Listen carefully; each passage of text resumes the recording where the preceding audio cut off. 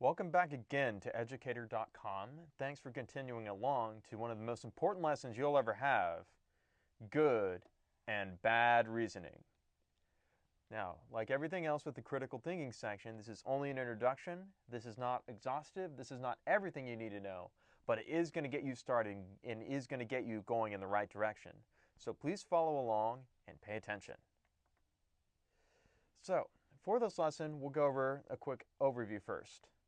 I'm going to give you some general rules about, arguments and rules and, just kind of stuff that's generally conventions and things about debates and arguments and, conflicting issues and stuff like this.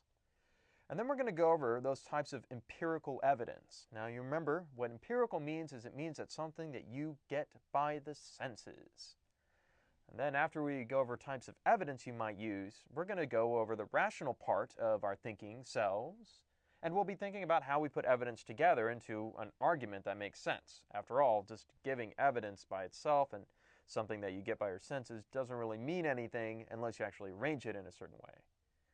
And then the really fun part, the fallacies. Fallacies are when somebody tries to use logic, but they mess up somehow. And I'll be helping you spot those so that you won't be so suckered by, people, doing things like name calling and other bad things when they're trying to convince you of something. After all this, you are going to be preparing your own argumentative paper. We'll be learning how to organize it, and that'll probably be one of the most important and hopefully one of the most fruitful classes and papers you ever write. So, what is an argument? Well, this is kind of what I mean. Reasons plus conclusions equals argument. Now, when I say argument, do I mean, people fighting? Do I mean people going to fisticuffs over an issue?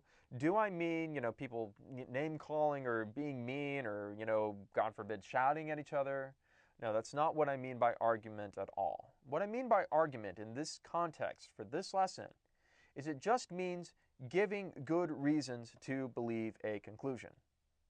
Okay, that is all what I mean by arguing or argument here. Giving good reasons to believe a conclusion. Argument doesn't have to be a bad word. In normal speech, it normally is. But for the sake of this lesson and for the sake of, learning how to think critically, it just means giving good reasons to believe a conclusion.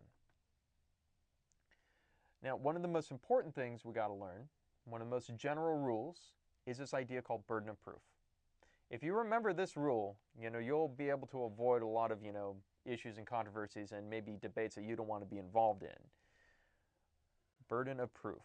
Let's read this carefully. Miss Scarlett is on trial for the murder of Mr. Body.